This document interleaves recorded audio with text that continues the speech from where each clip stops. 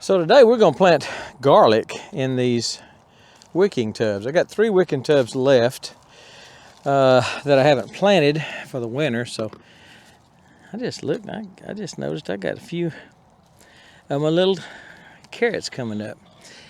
It's so small I don't think you can see them. But here's the garlic. I told her I wanted 16 of them. So there's typically 4 in a 4 cloves in a bunch. I guess that's what they call those, a bunch of garlic.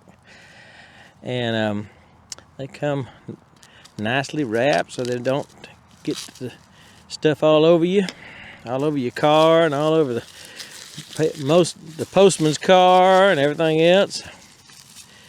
So what I've done here, I scattered about a pound probably of that looks like dirt to you, but it's 543 complete organic fertilizer.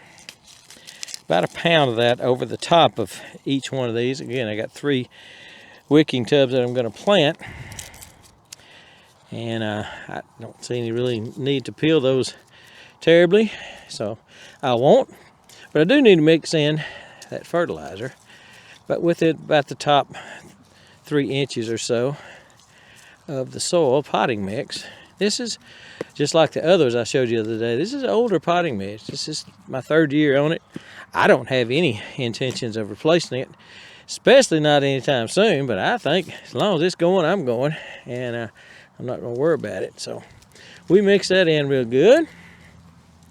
Got some root residue from the previous crop, which probably would have been tomatoes, I guess. Some little hair roots and some grasses. I let it go too long with some grasses in it. They got a little rooty. Supposed to plant about 8 inches apart, 8 to 12 inches apart. Well, I'm gonna go as close as I can go because I'm in a limited space here. So I'm gonna do about 2 to 3 inches deep. I'm gonna go 2 inches deep, 2.5 inches deep. And you always want to go root side down. That's the root. Pointy side up, root side down. That's about 2.5 inches deep, maybe a little deeper. So there's one. I think I'm not going to cover my holes up till I get them all planted.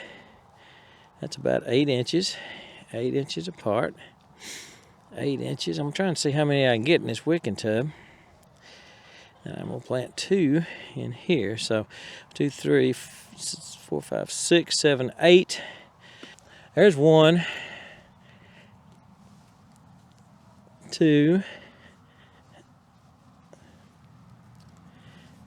3. I dropped 1. Is 4. And then I'll do those 2.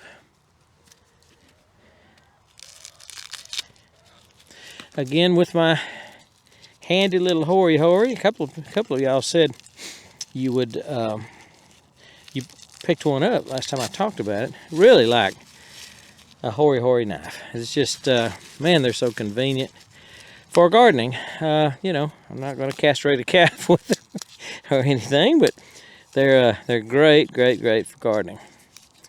So I did 1 there. Let's see, I did 4. So I'm going to put 1 there. It's 5.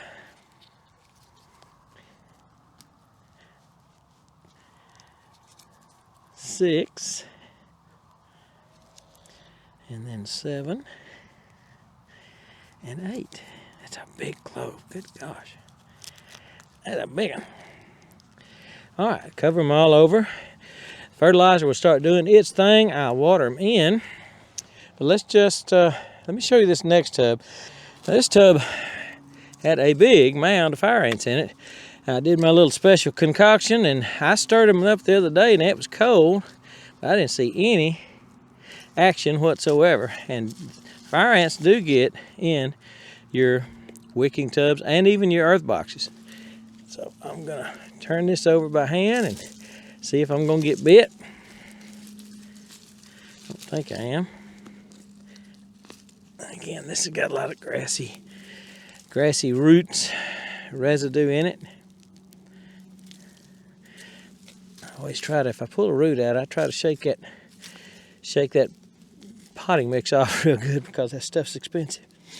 Go ahead and mark our holes about 8 inches apart. I'm going about 4 or 5 inches away from the side of the wicking tub. And that gives me 6 on the outside. Then I'll put 2 on the inside. So a couple of these are small. I'll put them on the inside. And those are going to be about 6 inches apart. So I'll put the small ones there. Get them down deep. Not all of them are going to be the same size. Put those in there. And then we go with the deep ones. There's one there. I mean with the big ones. All of them the same depth. Try to. So there's that one. Covered. That one covered. And all of them, again, all of them planted with the blunt end down. That blunt end down, the pointy end up. By the way, I didn't see or feel any fire ants. So what I did worked, and I will be doing a video on that soon because I've got some other things to show you, some earth boxes that have mounds on top of them that it killed the fire ants. So really good way to do it. All right, I'll show you when they start coming up, but I'm about 2 weeks late and these may not have a full growing cycle. I may need these tubs for tomatoes and peppers and stuff, you know, in March, and these probably are not going to be fully developed till maybe May or June, I think. So, but they'll be big enough. They'll give me some good stuff. We're just glad to get them in here and finally get them in here, and we'll show you when they come up. All right, that's it. We're gone.